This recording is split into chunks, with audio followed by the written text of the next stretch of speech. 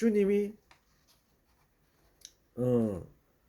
말세 지말에는 로마서 11장에 기록되어 있는 내용이 응답될 것입니다.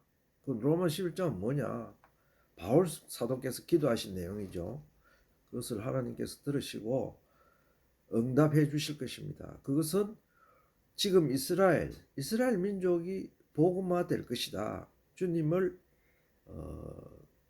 남은 자들이 그루터기 뿌리에서 남은 자들이 복음을 예수님을 믿게 될 것이다. 그것이 말세의 또 하나의 징조입니다. 그리고 또 마지막 징조는 몇 가지 징조가 있는데 또 하나는 세상에 악한 왕이 나와서 하나님을 참칭하고 많은 그리스도인들을 죽일 것입니다. 그래서 우리 그리스도인들이 순교를 당할 텐데 그 하나님이 정해 놓아 주신 순교자의 숫자가 정해져 있습니다. 그래서 그 숫자가 차면은 주님이 오실 것입니다. 사탄은 하늘 세계에서 쫓겨나 땅으로 내려왔습니다. 이제 새하늘과 새 땅에서 주님의 자녀로서 우리들은 영생할 수 있게 되었습니다. 그 조건은 예수님의 피공로를 믿어야 이 놀라운 구원이 나에게 이루어지는 것입니다. 요한복음 6장 53절에서 54절 말씀을 제가 봉독하겠습니다. 예수께서 이르시되 내가 진실로 진실로 너희에게 이르노니 인자의 살을 먹지 아니하고 인자의 피를 마시지 아니하면 너희 속에 생명이 없느니라. 내 살을 먹고 내 피를 마시는 자는 영생을 가졌고 마지막 날에 내가 그를 다시 살리리니. 아주 중요한 말씀입니다. 주님의 피와 주님의 살을 먹고 마셔야 됩니다. 이거는 문자적으로는 그것은 실질적으로 이루어질 수 없지만 영적으로 그렇게 해야 된다 이 말입니다. 이 피와 살을 먹는다는 것은 주님이 나의 구세주, 주님의 십자가상에 흘리신 그 보혈의 피가 나를 살렸다. 이것을 믿는 자가 이렇게 효력을 발휘하는 것입니다. 주님이 아무리 피를 흘리시고 살을 찢으셨지만은 나는 주님의 자녀가 아니야. 나는 주님이 흘리신 피를 나는 모르겠다. 이래 하는 사람에게는 이게 효력이 없습니다. 왜? 그 사람은 사탄의 자식이기 때문입니다. 사탄의 자식은 사탄과 함께 영원한 불구덩이에 떨어질 것입니다. 또한 사도행전 2장 23절에서 36절 말씀입니다.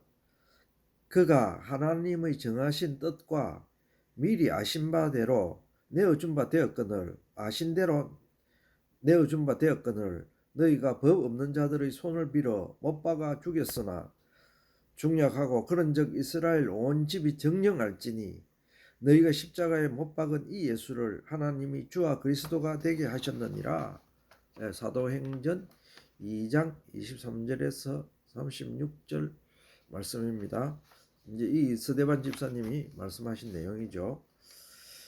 하나님의 정하신 뜻, 또 미리 아신 대로 내어준 바, 십자가에 달린 것은 하나님이 미리 정하셨다 이거죠. 희생양으로. 그래야 인류가 구원을 받고 사망과 사탄을 괴멸식 이길 수 있기 때문에 하나님의 섭리는 그래 하지만은 사탄과 사망은 그걸 몰랐습니다. 그죠? 우리가 전번 시간에 공부했지만은 그래서 그들의 손을 빌어서 십자가에 못 박아 죽였습니다. 그들이 예수님의 뜻을 성취하는 과정을 모르기 때문에 그렇게 거꾸로 그들이 하나님의 뜻을 이루는 도구가 된 것입니다. 사도행전 16장 31절 유명한 말씀이죠. 주 예수를 믿으라 그리하면 너와 내 집이 구원을 얻으리라. 이 내용 속에는 이 모든 것이 다 함축되어 있습니다. 예수를 믿으면 이제 우리에게는 새로운 세상이 열리는 것입니다. 그리고 새로운 세계에 또 살 수 있습니다. 또 영원한 생명을 가질 수 있습니다. 주님의 자녀로서 우리가 주님의 자녀가 되었다는 주님과 나와의 그 자녀 아버지와 나와의 관계가 형성되는 것입니다. 이것은 아무도 뗄 수 없는 거죠. 자, 마태복음 16장 24절 말씀을 제가 봉독하도록 하겠습니다. 이에 예수께서 제자들에게 이르시되 아무든지 나를 따라오려거든 자기를 부인하고 자기 십자가를 지고 나를 쫓을 것이니라. 주님께서 우리들에게 부탁하신 말씀이 있습니다. 그것은 주님의 제자된 우리들은 우리 각자의 인생의 노정에서 길에서 주어진 십자가가 있습니다. 그 십자가를 지고 각자 십자가를 지고 주님을 따라가며 행해야 됩니다. 그래서 주님이 이 땅에 계실 적에 온갖 멸시천대 고난 질시 전번 시간 공부했죠. 그래서 주님은 기도할 늘 울었습니다. 그죠? 통곡했습니다. 너무나 그죠? 슬프고 그래서 인생살이가. 그런데 주님은 결코 그 메시아적 사역을 놓지는 않았죠.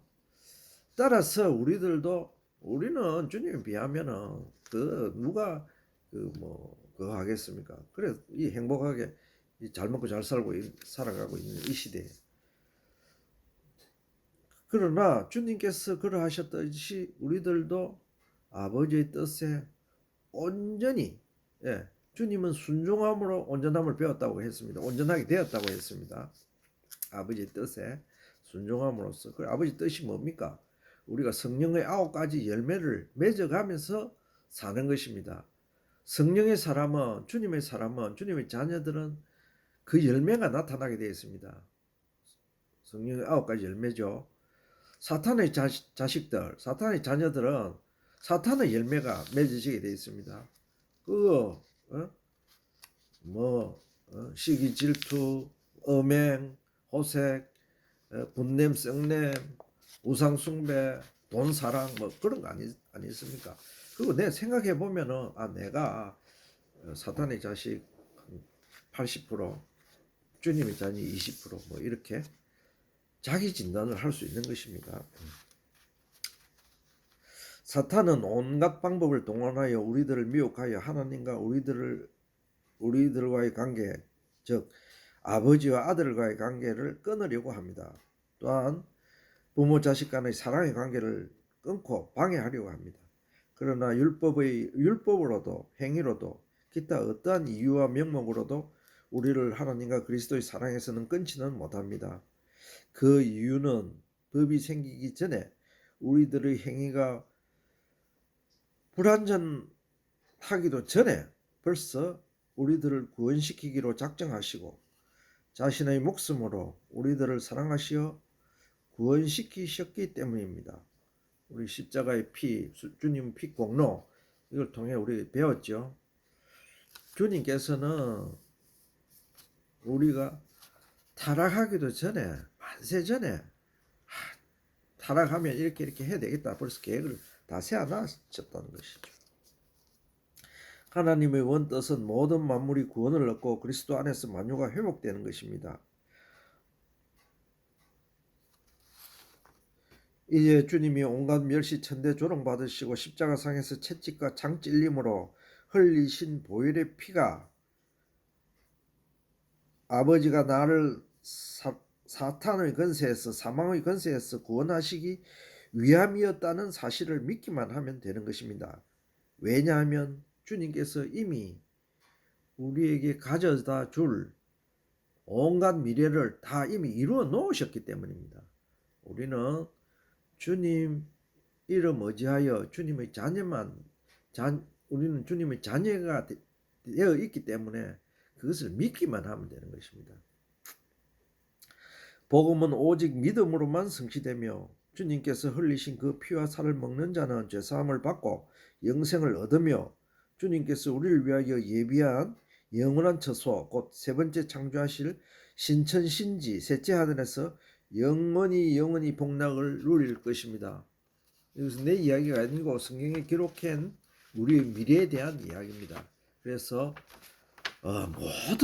모든 사람들이 모든 인류가 다 주님 나라에서 다 함께 영생 복락을 누리는 우리들 다 되기를 기원드립니다. 그럼 오늘 이 시간으로 예수님 십자가의 피 공로는 마치고요.